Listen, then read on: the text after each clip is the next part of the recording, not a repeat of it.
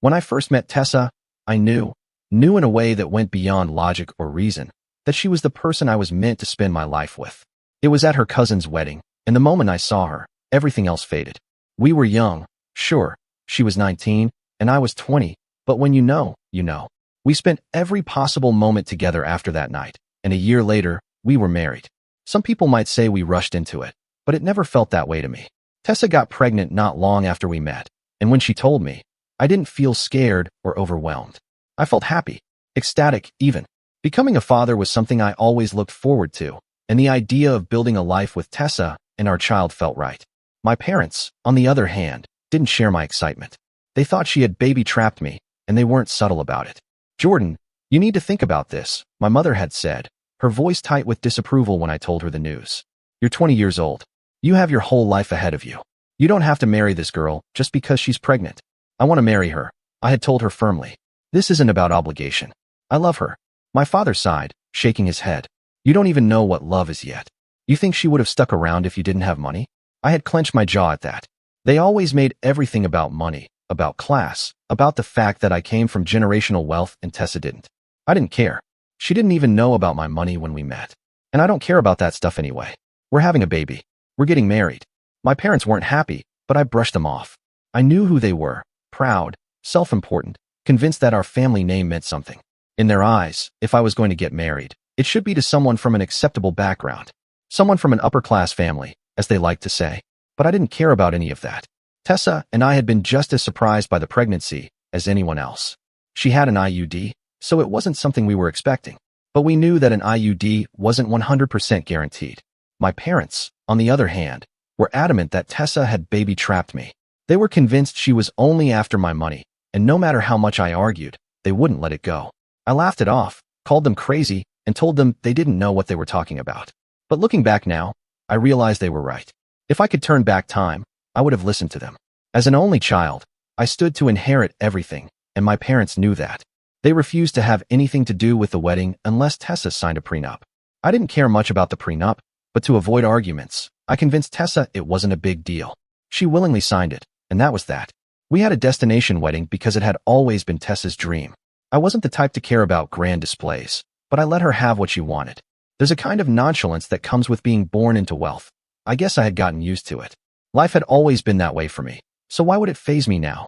Tessa, on the other hand, came from a poor background. She wasn't used to any of it, and she wanted the kind of wedding she had only seen in movies. "Are you sure about this?" I had asked her one night as she scrolled through wedding venues on her laptop. "Of course," she said excitedly. "I've always dreamed of a wedding like this. Don't you want it to be special?" I had shrugged. "As long as you're happy, I don't care where or how we do it." So we had the big wedding, just like she wanted. My parents paid for it because neither of us could afford it. We were both still students at the time. Despite their dislike for Tessa, they had no choice but to attend. It was either they covered the cost or I would pay for it myself using my trust fund, and they weren't about to let that happen. If you start digging into that money now, you'll blow through it before you know what happened. My father had warned me when I first brought up the idea of paying for the wedding myself. I had laughed. "Dad, my trust fund has millions in it. I think I'll survive." But my parents weren't convinced. They had always been cautious about money, even though we had more than enough. To them, I was just another spoiled rich kid who didn't understand the value of a dollar. In a way, they weren't entirely wrong. I was what you would call a trust fund baby. Our wedding went on as planned, though not without its fair share of drama. Tessa's family had plenty to say about my parents, making the occasional snide remark about how proud and stuck-up they were. My side wasn't much better. There was an air of superiority in the way they spoke, and it didn't take long before those underlying tensions exploded into a full-blown quarrel. I remember standing there, watching my father argue with Tessa's uncle over some ridiculous slight, and thinking, well, this is off to a great start. But despite the chaos, we got through it. The ceremony went on, and we were married. The first few years of marriage were a whirlwind. Tessa and I were both still in college, balancing our studies while raising Lana. It was exhausting, but we made it work. Once we graduated, things eased up a bit. I started working for my dad and was earning close to 7 figures a year, which made me the sole provider in the house. I didn't mind. I had always known I'd take care of my family financially. Tessa, however, didn't want to be a full-time housewife. She wanted to work but also be present for the kids, so she found a flexible job at a locally owned business. It paid well enough and allowed her the time she needed for Lana and, later, Caleb when he was born. We settled into a routine, and life was good. Then, one night, everything shifted. We were in our bedroom getting ready for bed when Tessa turned to me, her expression hesitant. "Jordan, can we talk about something?" she asked. I pulled back the covers and sat down on the bed. "Of course. What's on your mind?" She bit her lip, clearly nervous. "It's something sensitive." That made me pause. "All right," I said slowly. "Go ahead." She took a deep breath. "I wanted to talk to you about trying something new. Something different." I frowned. "Okay." Then she said it. "I was thinking, maybe we could try a threesome." I blinked. I had not been expecting that. Not even remotely. "Wait, what?" I asked, trying to process her words. She sighed. "I know it's sudden, but I've been thinking about it for a while, and I think it could be a good experience for us." I stared at her, still trying to wrap my head around what she was saying. "Tessa, we've talked about this before. We both agreed we'd never do something like that. Remember?" She nodded. "I know, but people change. We've been married for years, and I just thought, maybe it would be fun." "Fun," I repeated, feeling my stomach twist. "Tessa, our sex life is great. Why would we need to bring someone else into it?" She hesitated, then looked me straight in the eye. "I already have someone in mind." That sent a chill down my spine. I felt my jaw tighten. "Who?" She hesitated again, then said, "Jason." I stiffened. Jason, her high school friend. He had been at our wedding, and while he and Tessa had always been friendly, I had never thought much of it. They weren't close enough to make me jealous, or so I thought. Tessa looked at me with a hopeful expression, her hands fidgeting slightly. "Jason is bisexual," she said carefully, as if that somehow made a difference. "I think he'd be down for it." I let out a slow breath, rubbing my temples. "Tessa, we've already talked about this," I reminded her. "We agreed that this isn't something we'd ever do. I don't see how this would be good for our marriage." Her face fell, and for a moment, I almost felt bad. But this wasn't something I was willing to compromise on. She nodded slowly. "I understand," she said, though I could tell she was disappointed. I wanted to bring it up, see if you changed your mind." "I haven't," I said firmly. "Well, if you ever do, we can talk about it again," she added, offering me a small smile. I shook my head. "Tessa, I don't think I'll ever change my mind on this." She sighed but didn't argue. "That's fine too," she said softly. And with that, the conversation ended. I didn't think much of it after that, and life went on as usual. That was a month ago. Then, everything changed. I was at work when I got the call. My phone buzzed in my pocket, and when I glanced at the screen, I saw the babysitter's name flashing. I frowned, immediately feeling a sense of unease. She never called me during work hours unless something was wrong. I answered quickly. "Hello?" Her voice was frantic. "Mr. Carter, it's Caleb. He had an allergic reaction. We're in the ambulance on the way to the hospital." For a moment, I couldn't breathe. "What? How? What happened?" "He ate something with peanuts in it," she said, her voice shaking. "We couldn't find his EpiPen." I nearly dropped the phone. "What do you mean you couldn't find it? We always have extras." "I don't know," she cried. I looked everywhere. It wasn't in the usual spot. My mind raced, trying to make sense of what she was saying. We were always so careful. We never let anything with peanuts near Caleb. His EpiPens were stocked in multiple places, his backpack, the kitchen, even in the nanny's bag. How the hell could they all be missing? "I'm on my way," I said, already grabbing my keys and rushing out of the office. "Who's with him?" "Your daughter," she replied. "She came in the ambulance with us." I didn't even respond. I just hung up and ran for my car. As I sped toward the hospital, my phone rang again. It was the babysitter. I picked up immediately. "Mr. Carter, thank God you answered," she said, relief evident in her voice. "What's going on?" I asked, gripping the steering wheel. Well, I called your wife first, since she usually has a more flexible schedule," she explained. "I tried for hours, but she wasn't picking up. When she finally did, she came to the hospital, checked on Caleb, and then just left." I nearly slammed on the brakes. "She left?"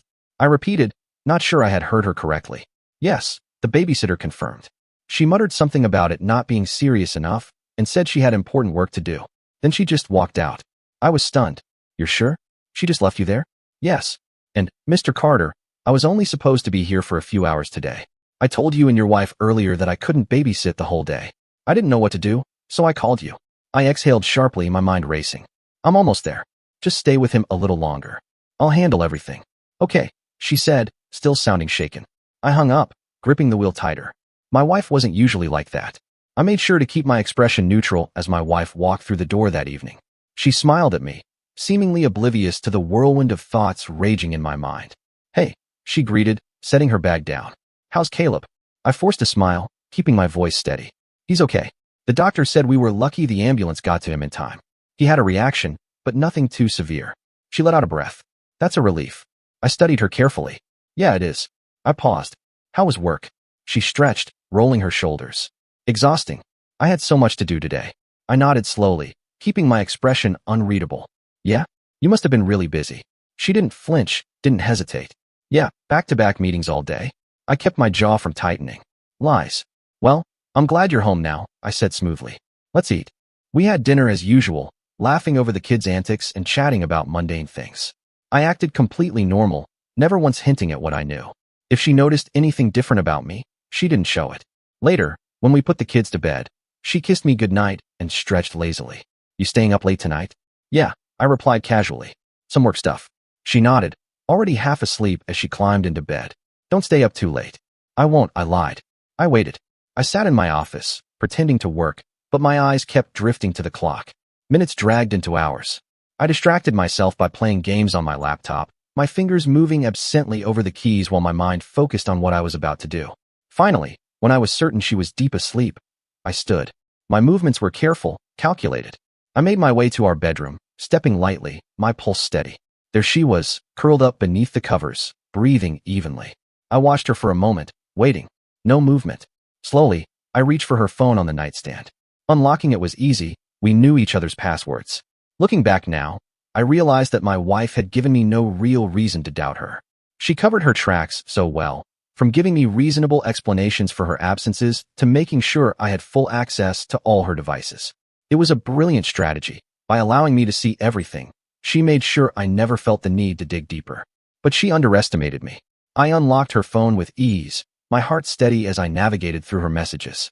I started with WhatsApp, scrolling through conversations that looked perfectly normal. iMessage was the same, nothing out of place.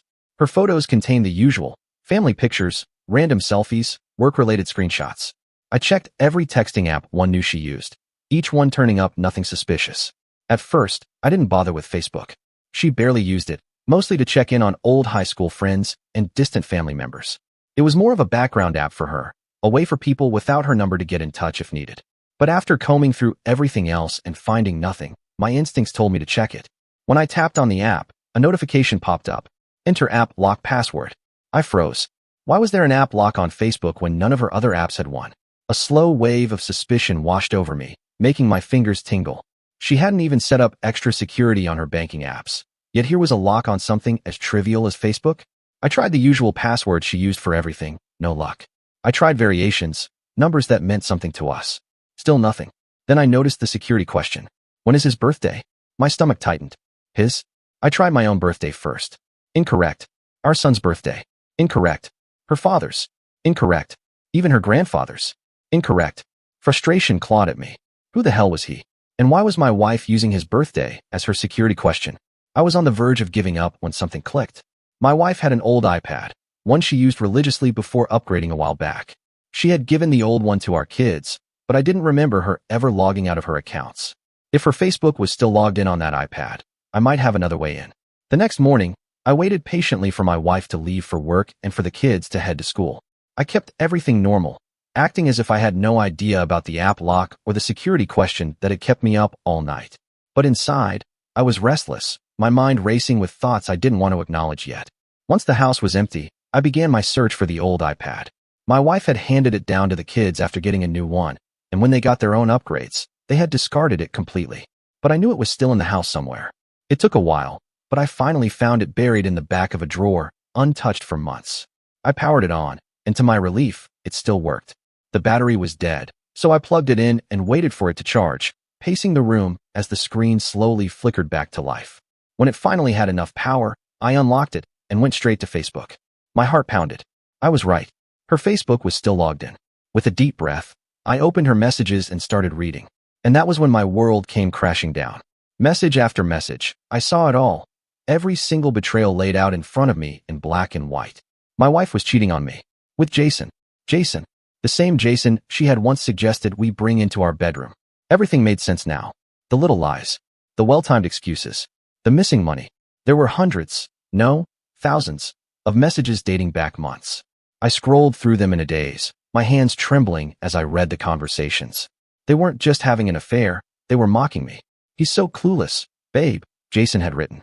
I can't believe he actually thinks you're just working late, LMAO. I know, right? He's so busy trying to be a good husband, he doesn't even see what's right in front of him, my wife had replied. My breath hitched. They had laughed at me. They had laughed at Jason's wife, too. A woman who was pregnant, no less. She's so dumb. She still thinks I'm the perfect husband, Jason had written. Just like your guy still thinks you're some loyal wife. But it didn't stop there. My wife had been giving him money.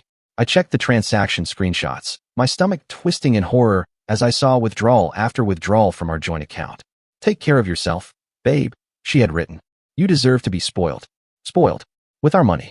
I scrolled further, my vision blurring with rage and disbelief. Every time my wife had told me she was on a girl's trip, she had actually been meeting Jason. Can't wait to see you again, babe, Jason had texted. This weekend is going to be wild. You know I'd rather be with you than playing house with him, she had replied. I clenched my jaw so hard it ached.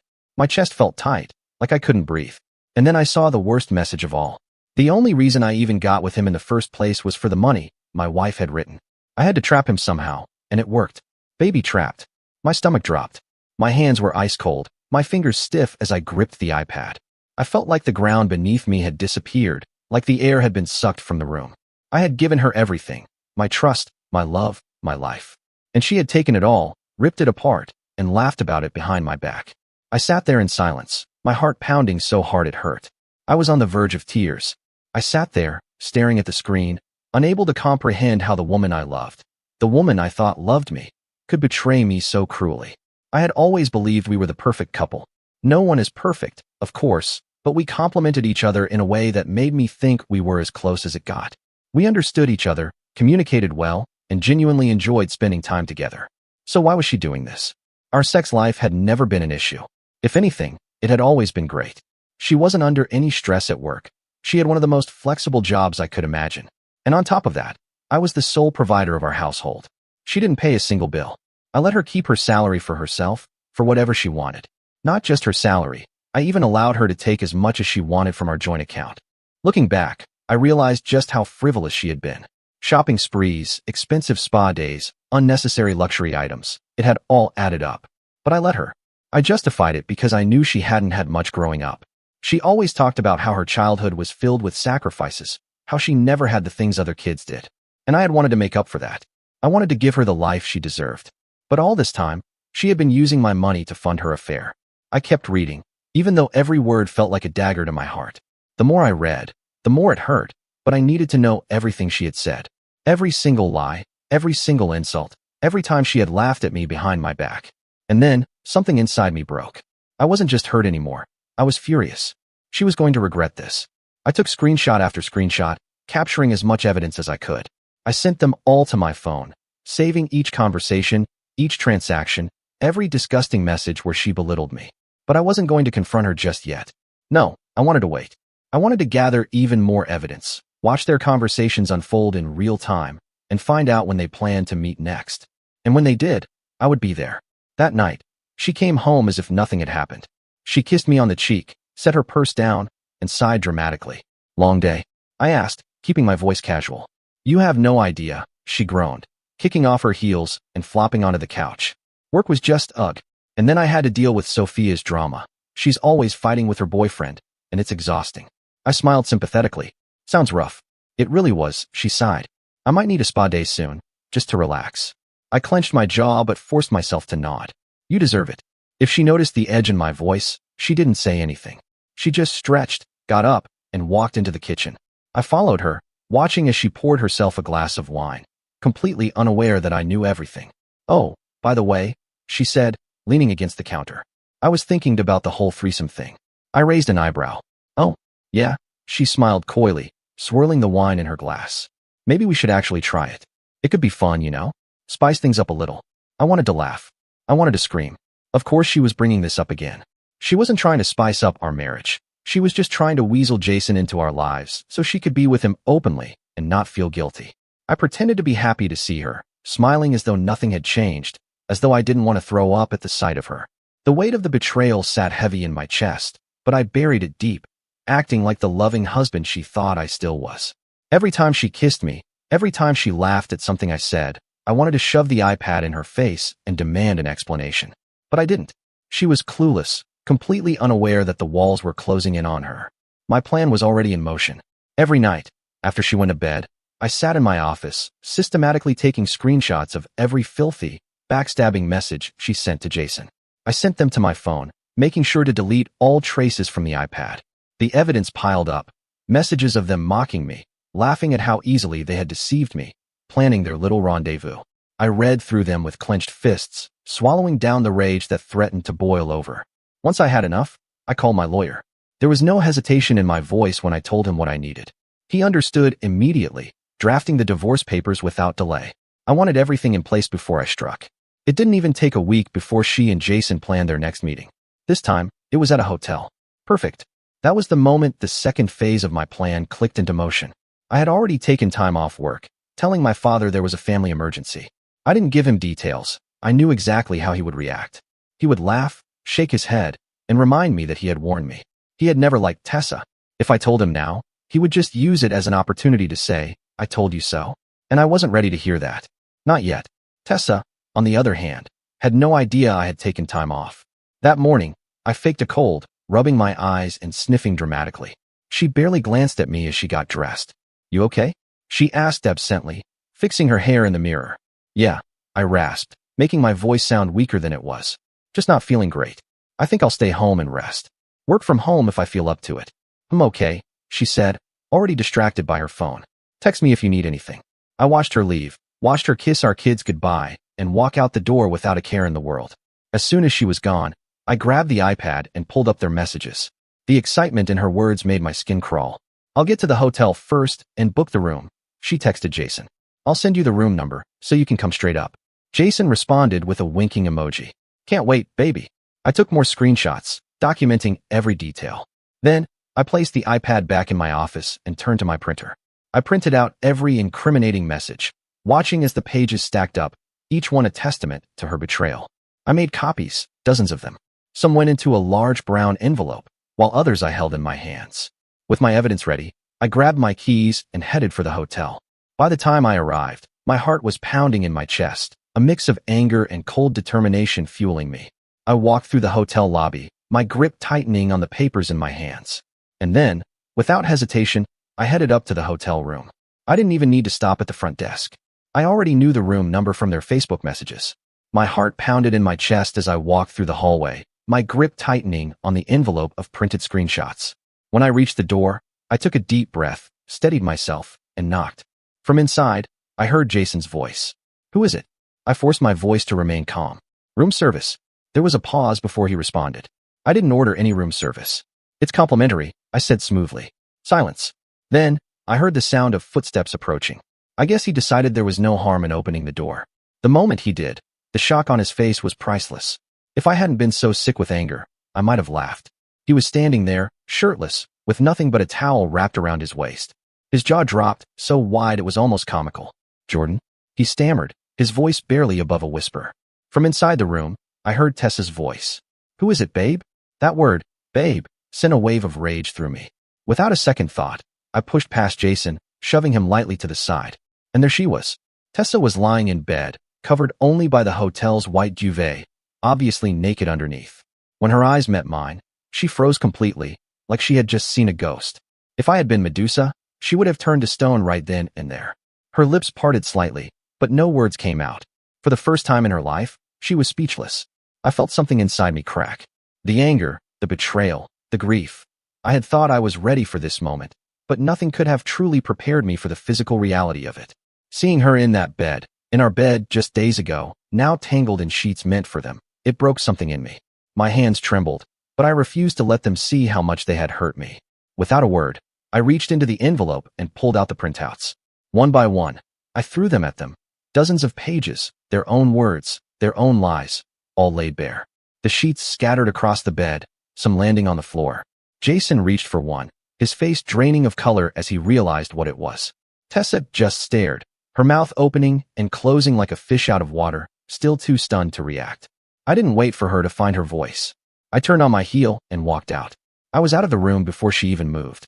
By the time she managed to scramble out of bed, I was already halfway down the hallway. I heard her call my name, but I didn't stop. I didn't look back. I stepped into the elevator, and as the doors closed, I let out a breath I hadn't realized I was holding. The moment I reached my car, the weight of it all crashed down on me. My hands clenched the steering wheel, my body shaking as I gasped for air. And then, just like that, the tears came. For 30 solid minutes, I sat in the driver's seat and cried. I had told myself I was over the grief. I had convinced myself I had numbed the pain. But seeing them together, knowing wasn't the same as witnessing. I felt invalid. I felt like I wasn't enough. And then, just as suddenly as the tears had come, they stopped. A new thought took their place, cold, calculated, unwavering. I was going to make their lives a living hell. Wiping my face, I started the car and drove home. The moment I stepped inside, I grabbed my phone and called my parents. My mom picked up first. Jordan, is everything okay? I took a breath, steadying myself. No, Mom, it's not. I need you and Dad to babysit the kids for a while. Can you come get them? There was a pause. Of course, sweetheart. But what's going on? I swallowed the lump in my throat. Tessa's been cheating on me. With Jason. Silence. Then, my father's voice came through the phone. I knew it. I sighed. Dad, please. No, he cut me off. I'm not going to say I told you so right now. I'll save that for later, after you've grieved. I let out a small, humorless laugh. At least he understood. Mom's voice was softer, more sympathetic. Oh, honey, I'm so sorry. Of course, we'll take the kids. Whatever you need. Thank you, I said quietly. Just, please don't tell anyone yet. I'm not ready. We won't, Mom promised. Take care of yourself, okay? After hanging up, I immediately started packing. I threw enough clothes and supplies into suitcases to last the kids a few weeks. I didn't want them anywhere near this disaster when it all came crashing down. Then, I picked up my phone again and called the driver. The kids didn't take the school bus. They were picked up every day by our driver. I handed the luggage to the driver and instructed him to pick up the kids from school once they were dismissed and drop them off at my parents' house. I knew this wasn't the best way to handle things, and my kids would be confused, but I resolved to get through the week first. I'd go get them next week and explain everything to them in a way they could understand. Right now, I needed space to think, to breathe, to process everything. A few hours later, Tessa came home, her eyes already swollen from crying. She burst through the door, her voice shaky as she pleaded, Jordan, please. We can get through this. We can fix this. Her hands clutched at me desperately, but I pulled away. You're delusional, I said coldly, stepping back. We're not fixing anything, Tessa. You destroyed this. You and Jason. She sobbed harder, shaking her head. It was a mistake. I wasn't thinking. I held up a hand, cutting her off. I want you out of the house. Without waiting for her response, I turned and headed upstairs. My hands trembled as I grabbed the divorce papers I had already printed. I walked back down to where she sat on the couch, still crying. Sit down, I ordered. She hesitated for a second, then did as I said. I took a deep breath and placed the papers on the table in front of her. We have two options, Tessa. 1. We go to court and fight this out. If you choose that, I will make sure Jason's wife knows everything. His boss will know. Your boss will know. Every single family member in both of our families will know what you did. I leaned forward, locking eyes with her. Or 2. You sign these papers, and I won't tell anyone. If people ask why we're divorcing, I'll just say we grew apart. Her breath hitched. She looked down at the papers, then back at me, her face pale. Jordan, I don't want a divorce, she whispered. We can talk this out. Please don't do this. That's not an option, I said firmly. Not now, not ever. Even if a miracle happened, Tessa, I would never take you back.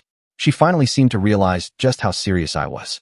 Her lips trembled, and her fingers gripped the fabric of her dress. Tell me the terms, she whispered. I smiled, but there was no warmth in it. They're simple. I get full custody of the kids. If you want visitation rights, they'll be supervised. Her eyes widened. Supervised? Jordan, I'm not a criminal. I've never hurt our kids. You lost the right to my trust the moment you cheated, I snapped. If supervised visits won't hold up in court, then you get weekends. That's it. No alimony, no money from me. I could see the panic rising in her eyes. She knew she would be in serious trouble if this went public. And with the prenup we had in place, I wasn't really worried about how properties were going to be shared. I inwardly thanked my parents for insisting on a prenup for the first time ever. At the time, I had thought it was unnecessary, almost insulting, but now, it was my saving grace. Tessa sat there, tears streaming down her face, her shoulders shaking as she begged. Jordan, please, she whispered, her voice cracking. It was a mistake. I didn't mean it. I was confused. I let out a bitter laugh. A mistake? I repeated. You don't accidentally cheat, Tessa. You don't just trip and fall into someone else's bed. This wasn't some drunken one-time slip-up. You planned this. You lied. You betrayed me. And now, you want to act like it was nothing? She shook her head violently. No, it wasn't nothing. I love you. I swear I do. You don't do this to someone you love, I said coldly. You don't sneak around. You don't lie. You don't humiliate them. Stop trying to convince me, because nothing you say will change what I saw with my own eyes. Her sobs grew louder, and she buried her face in her hands. Please, Jordan, we can fix this. Just give me a chance to explain. Explain what? I snapped. That you lied to my face every single day? That you let me believe we had a real marriage while you were screwing Jason behind my back? I took a deep breath, steadying myself. You're wasting your breath, Tessa. The only thing left to do is sign the damn papers. She looked at the divorce papers again, her fingers trembling as she reached for them, only to pull her hand away at the last second. No, she whispered. I won't sign them. I clenched my jaw. Then get out. Her head snapped up, eyes wide. What? You heard me. Pack your things and leave. I don't care if you don't sign the papers today, because I know you will eventually. That's how it always goes with you. You'll spend a few days crying, trying to convince me, but when you finally realize that I'm not changing my mind, you'll sign them. I crossed my arms. But you're not staying here in the meantime. You have 5 minutes to pack. Jordan, please.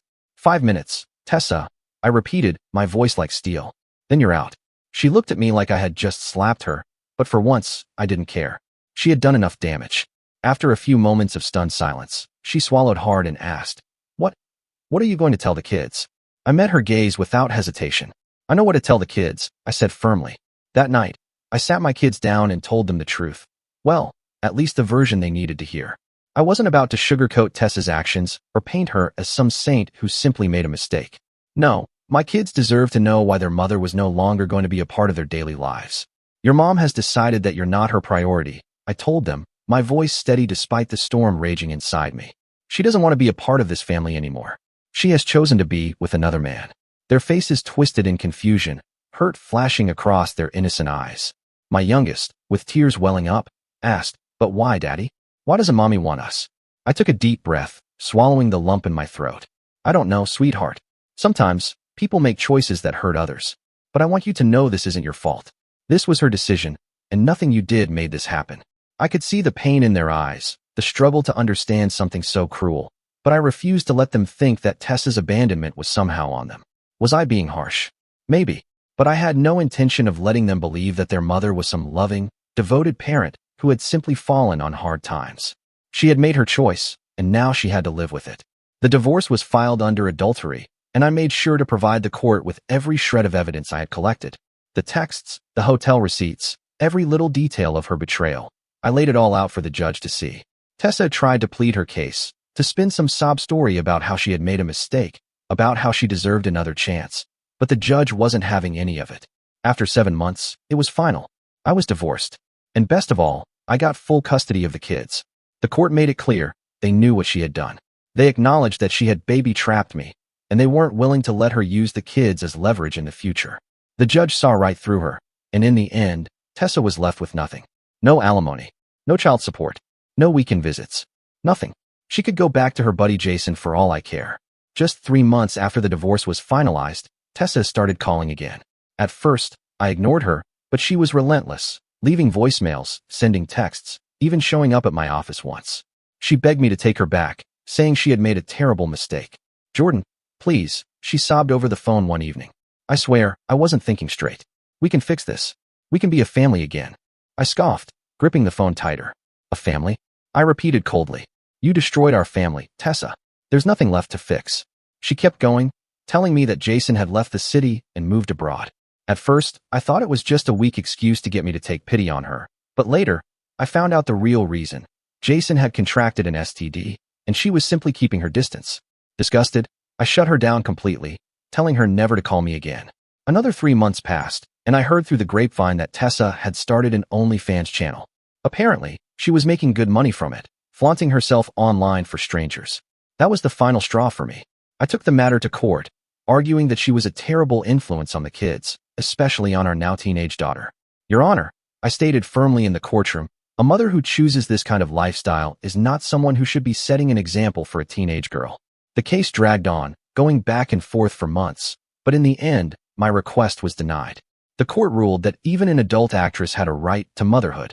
It didn't matter how I felt about it, and it certainly didn't matter that my daughter would have to live with the shame of her mother's choices. But I wasn't about to let that stop me. If the court wouldn't take her visitation rights away, I would find another way. On her scheduled visitation days, I made sure to plan activities with the kids, weekend trips, movie nights, last-minute events that conveniently made it impossible for them to see her. At first, she fought it, complaining and threatening legal action, but eventually, she gave up. The calls stopped. The pleading stopped. Tessa had finally realized that she had lost. In the meantime, I had started dating again. Megan came into our lives like a breath of fresh air, kind, patient, and, most importantly, great with the kids. They liked her, which was all I needed to know. We've talked about marriage, but this time, I'm going to make damn sure I have a prenup in place. Dear listeners, please share your thoughts in the comments section below and don't forget to like, share, and subscribe.